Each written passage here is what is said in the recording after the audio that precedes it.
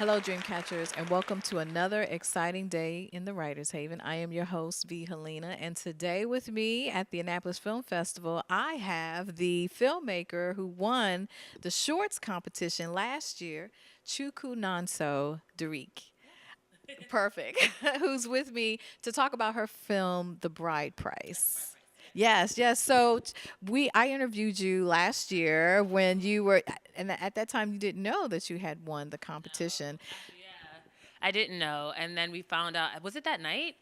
Yes, it was that night. But at that time, I still believed in the story. I feel like you have to have confidence to believe that you're gonna win, and the universe responded back. So yeah, yeah, yeah, yeah.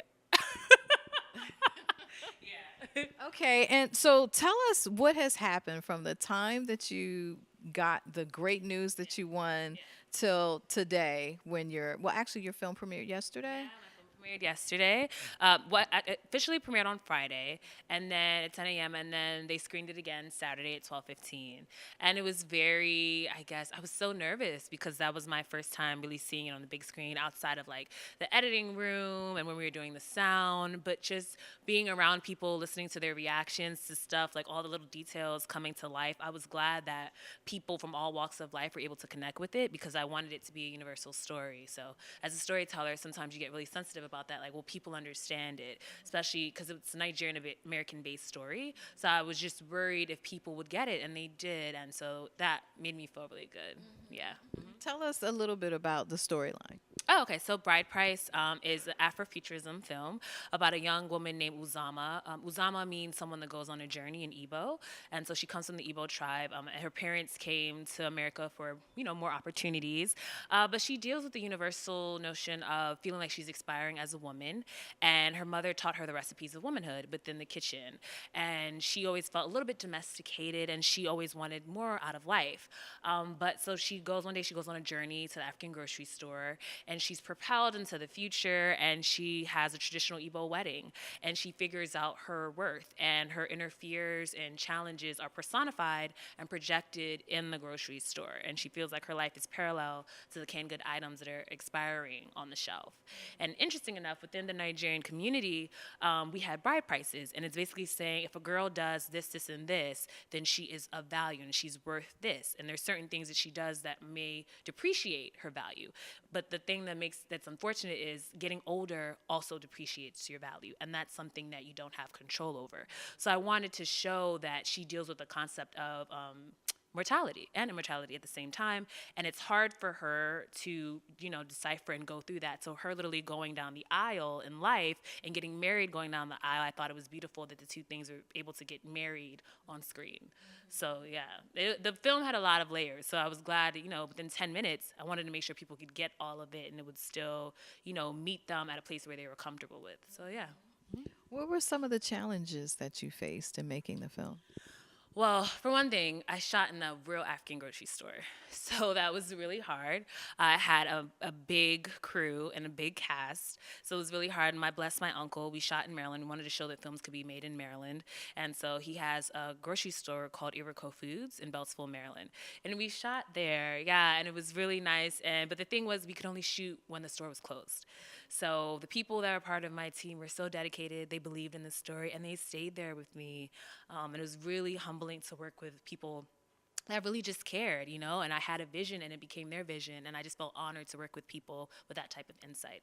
So that was really hard. Having in the film, the main character ends up being ringed up, literally. Her body is like, they rank her up to figure out her bride price. And so that was hard, making sure we got the special effects right, but it looks so great. I'm so grateful. And funny enough, this is my thesis film. So that's hard too, because I've spent like 3 years writing treatments for it, synopsis, like breaking down the characters. I go to Howard for film school, the only HBCU with the MFA film program. So it's really hard because people will see 10 minutes and they don't know you spent 3 years. You know what I mean? 3 years putting it together. And I was honored that a guest celebrity professor we had, Julie Dash, was there. She was my professor, and she loved the story, and she's a soror too. She ended up becoming my mentor, and she became a producer for the film. And so it's been a blessing. And another guest celebrity professor we had at Howard was Nefertiti, and she has her own company called Hollywood Africans, and she came on as a producer too. And all these women, including my mother, I love her so much, my parents, they really poured into the story. And it was really important for me to have at least 70%, 80% women behind the lens, because I think it changes the way you tell stories, especially when you're telling the story of a woman.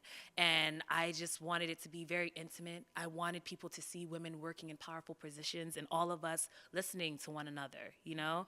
And it was a wonderful experience. So I'm glad that my first major short was done in the company of women. So yeah, yeah. That is awesome. So, what is the message, the main message that you want the viewer to get out of seeing the film?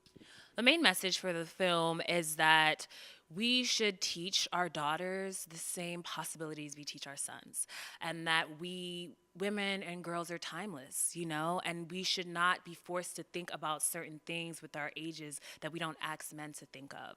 You know, allow women to grow and feel limitless and infinite, and don't always remind us about our mortality as we're trying to get a degree. We're trying to do things outside of the kitchen. The kitchen is a beautiful place to become a woman, but we fit in other rooms of life too. And that's the main message of the story, and to allow women to make their own choices and to celebrate them. And in the film, I show men supporting that. And I show that you can have men that are womanists too. And when they come together with us, then real change is brought about. So that's the main message. Yeah. Any thoughts about making this into a feature length Oh film, yes. or That's another always been the storyline? plan. No, what's always been the plan? I have a bunch of other stories I'm working on now, but it's always been the plan for it to be a feature because the Nigerian culture is so rich, and I want to show all the dynamics moving all at once. And the big thing in the film is people spraying money. So there's money all over the grocery store. There's money flying up and down when she's dancing down the aisles, and I really want to show what the money symbolizes within the culture, because people want to be able to provide. And a lot of the choices that immigrant parents make when they come here, it's not because they don't want their children to be able to pursue art or to do different things. They just want them to have opportunities to be able to take care of themselves here and their family back at home. And so I just want to show all the moving pieces. And feature length films, you have more time to do that. And I want to show how round each character is. Because sometimes in shorts, people have like snapshot judgments of characters. But in feature length films, you can really get to know them and be understanding of why they might be a mean dad or angry mom. You don't know what they went through, you know? So yeah, hopefully Bride Price feature. I believe it's gonna happen though. Absolutely, absolutely. You have the energy, the talent, Thank and you have some great mentors behind you who are going to make sure you stay on point and make that dream happen. So going back to the Annapolis Film Festival and winning that prize in the shorts competition, what happened next? I mean, I know you went into production, but in terms of everything that you were afforded by winning that prize, how did that work towards helping you finish the film? I would not have been able to do it. This is my thesis, you know, and I had no idea that when I became a part of the competition, well, then I won, and then it was like, okay, I can actually, this could work. Everything could happen all at once. I could finish my thesis, and then I would present it here, and everything would work out. So I had amazing sponsors. First off, I just want to say thank you to Lee and Patty from the Annapolis Film Festival. They are phenomenal women, and they really, if they believe in you, they'll stand by you and they'll lift you up even when you're tired. So they have been amazing, but they brought along Henninger Media Services, and they helped with the coloring. They even did the special effects for us. Yeah, Studio Unknown did the sound and the Foley, everything. They were amazing. We had Serious Grip and Electric that helped us get our grips, our lighting. Wonderful. They were great. I feel like I'm forgetting some people, and I feel really bad about this. Serious Grip, Henninger, Studio Unknown, Maryland Film Office. Definitely, definitely. Oh, and Lens Pro to go. Then we had our camera equipment that they sent in all the way from Boston. Like, yeah, like they really, yeah, we were able to shoot in 4K. It really helped us. It was just more very intimate. You felt like you were there through the story. So I'm very grateful because, you know, I go to Howard, we have access to equipment, but just having a bigger range of like access to things, I was really grateful for that. And as a new filmmaker, it gave me a new chance to sit in spaces that you might not get while you're still in school. So to be able to come into a professional studio and talk to people and learn etiquette and how to do it business-wise in film, I think is important. And I think anyone who wins this competition, it is a great chance to learn. And so it's been very humbling. And I'm just grateful to have the opportunity to have made this film with the Annapolis Film Festival. So Now, I know you sat in on the pitches for this year. What Oh, who won? I didn't hear. Oh, her name I can't remember, but she had this amazing story that's based in Mexico. I met her last night. It was she won. I'm so happy for her. First off, I loved her spirit, and I think the thing with being a storyteller is people want to feel connected. People want to know. We all want different things in life, but we all have, we may go through different things. We all have the same desires. And I think that her story had that ability to connect to people. And so basically, her story was about talking about the Mexican government and who has control about telling the stories. And it was actually based on a real life thing. Yes, it was based on a real life thing that happened in Mexico. And the little girl ended up not being real. And so she's going to go back, fake news, right? And so she's going to go back to Mexico and shoot that. And so I was talking to her last night, and she said she's at Stanford right now for a fellowship. And I was like, anything you need, call me, because I was the first one, we all kind of learned together. And so I'm happy. I'm sorry. I'm happy it was a girl. I'm happy it's our time, It's been such a long time since we've had spaces to tell our stories. And I think if you do not see yourself on screen, how will you know yourself, And it's a form of propaganda to keep out certain people from being on screen. And so I'm happy for her, and she has a wonderful spirit, and yeah, she's going to do a great job. She's actually already started shooting, and I was like, they're even ahead of me. I did not have any, yeah, I had my script, I took pictures of the location, but I didn't shoot anything yet, and I was like, it's going to get more and more competitive each year, so I'm happy I went first. Well, you are a tough act to follow as well. Definitely, definitely. They shot things already, and I was just like, oh wow, like we didn't even have to do this last year, so it's gonna get more and more competitive. But even knowing that the festival is only like 7 years old, look at all the things they're doing for people. You would think that it's been around for like 50 years, So I'm excited to be a part of such just a festival. I'm really grateful, and I love all the films that came in this year, and they represented people from all walks of life. So yeah, A lot of different stories, a lot of social conscious stories, and some films that really, really elevated the image of women, and that's really important. and last year when I won, that was the theme, basically telling the story of a woman or girls. And so I think it's beautiful to pass the torch now because it's based upon truth, but yet it's coming from the lens of a woman. And so I'm so excited for her. Yeah, it's like the story keeps going and going. Yeah. Now you touched on this a little bit. What other doors have opened for you besides having that kinship with Julie Dash? Well, so I have other doors. So recently, I just got offered an internship through the Creative Mind Group in Cannes, and so it's funny how God works. So I did so. So you win the 30,000, but it's not physical cash. People think that you win physical cash. You don't realize you need other money to shoot the film. So I did a Seed and Spark campaign. I wrote this whole script. It was like a short documentary, and the documentary is basically I curated questions, and I brought in actors and some real life people to answer questions all age based, and I called it Age, and it was like, how old are you? How old were you the first time someone said you need to get married? And I'd put men and women from all walks of life. And I used that in the Horizon Awards, even though I used it for the Seed and Spark, I used that same short. You had to submit something for the Horizon Awards for Sundance, and you had to submit a 2-minute video. And I was like, I don't have any 2-minute films. But then I was like, oh, let me just send this.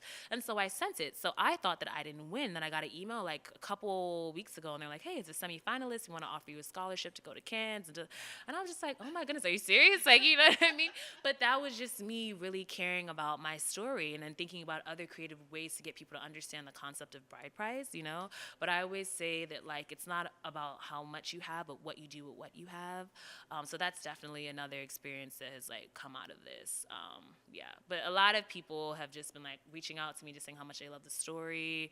And people don't know that I've been working on it. Even, like, Julie was even a part of it before I even won this.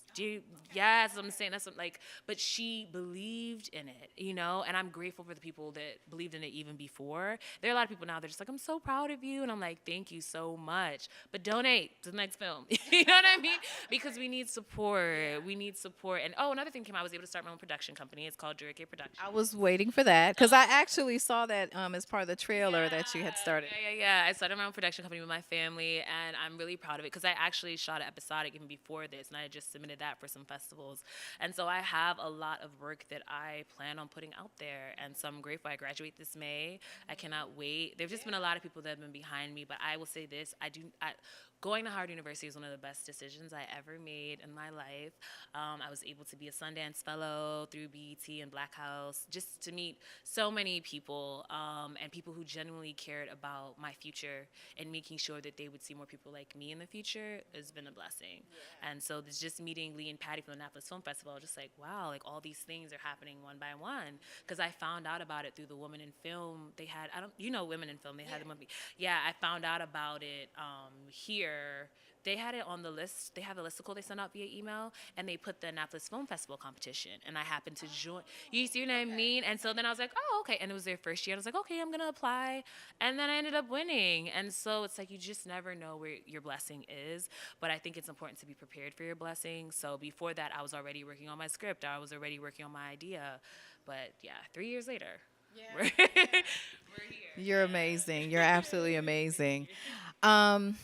What advice would you give to filmmakers that are looking to reach the heights that you have been able to mount, and then specifically to women filmmakers? I would say don't give up on yourself. No matter what anybody's telling you, no matter if they're saying, well, what are you going to do with this? Well, where are you going to work? Where are you going to, do not give up on yourselves, because the questions they're asking you are based on their doubts of the things they haven't achieved in their own lives, you know? Focus on your story, what makes you unique. I feel like storytellers sometimes try to make stories that they think are popular, but the things that you go through in your life are designed for the stories you're supposed to tell. And if you just took time to look within yourself, look within your own pain, the things that you're going through, you'll find that story. You know, I think what I would say is also be very serious. You know, people think that if you're not becoming a doctor, then your craft is not serious. They don't know how hard, especially as an artist, you have to work just to reach a certain level of, respect, So I would tell them, like, really work hard. There are going to be nights where you're just going to be at home. You can't make it to that party, but in the end, you'll have a product that you're really proud of. But just do not give up on yourself. Find people around you that can mentor you, and then just find friends who pray for you. Genuinely, take care of yourself, drink water, eat healthy, keep a balanced mind, and breathe. And everything is going to work out. You're not in competition with anyone. Always keep the story first. That is my motto. No matter whatever you're going through, stay true to the stories that you want to tell, and you can never go wrong. So, yeah. Mm-hmm. Well, thank you very much for taking time to come back, and congratulations to you again. Oh, yeah, but definitely worth the wait. And thank you, dream catchers, for tuning in. And we will see you next time. And until then, catch fire on purpose.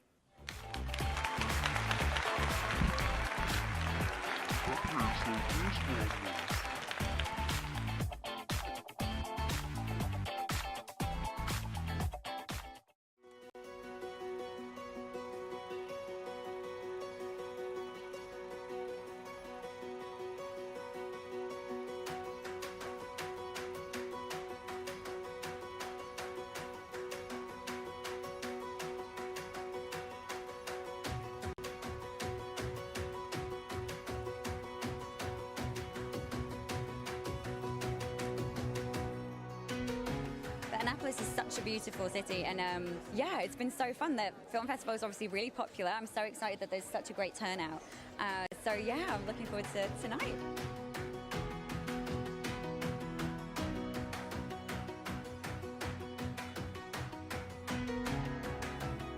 We're a beautiful town on the water, so our festival comes with a lifestyle, and it comes with a walkability that you can go to different venues and walk past restaurants and really, take it all in on foot. I think a festival is going to give people opportunity to see lots of films that they wouldn't otherwise see. You might have never heard of it. You're breaking through on Netflix with hundreds of films, and so this gives people that really like cinema a chance to come and sort through the various films and see films that they might not have even heard of before. First of all, it brings the community together. You get to see the best films that are being made, like they're cutting edge. They're happening right now. So it's great to have a place where filmmakers can showcase their work to a larger audience.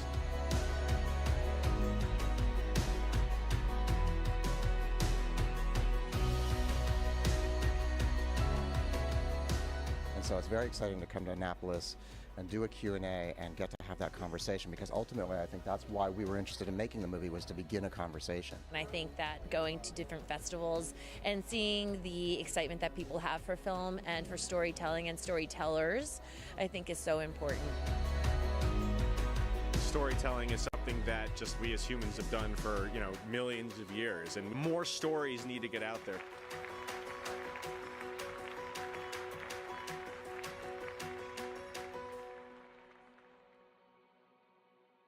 The Writers Haven Show was created to showcase the passion, process, and projects of writers of literature, television, and film.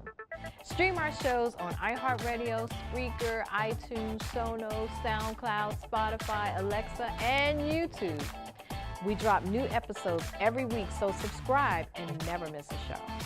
Find me on Facebook, Instagram, Twitter, and Tumblr at Author V. Helena, and visit our website at www.writershavenshow.com. See you in the Haven, and until next time, catch fire on purpose. Here we go. We're gonna go out there in the rain. You're gonna get wet. All right, here we go. Go,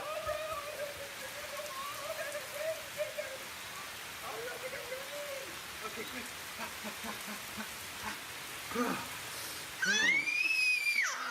Oh yeah, yes. So much fun. Mwah. We're getting so wet.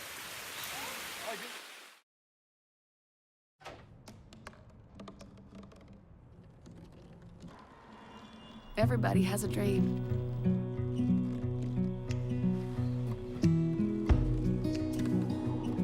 Mine was to see the ocean.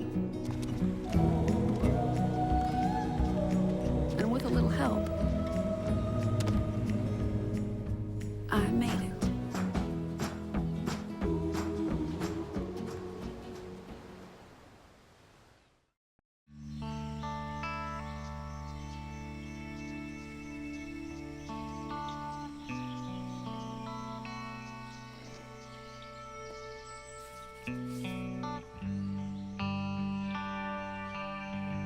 This is the moment I knew. His future had no boundaries. There are some moments only the forest can inspire. Find yours at discovertheforest.org. Hey, you. Yeah, you. Getting that college education. What are you gonna do? Graduate and take some office job? Be like everybody else? Or will you dare do something different? Like, be a teacher. You could be my teacher. You got the skills. The smarts. Yes, you. You could be the teacher I never forget. That'd be cool. Does that corporate job even have recess? What are you gonna make of yourself? What are you gonna make of me?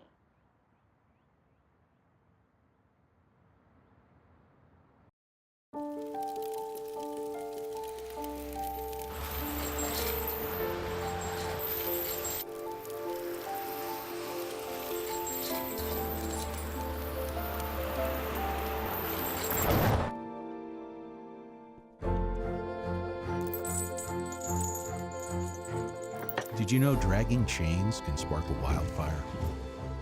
Only you can prevent wildfires. Open up your books to page 360. Did you just look at your phone while you was in class?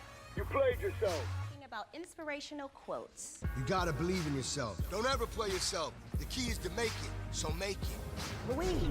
Louise, can you give me an example of an inspirational quote? Don't play yourself. The key is to make it. And who said that? I did. Now that's a major key alert. Learn the real major keys to getting to college at getschool.com. Green red hat. Oops.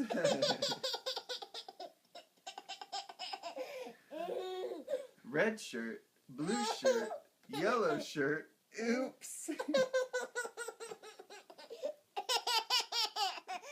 Yellow pants, red pants, green pants. Oops.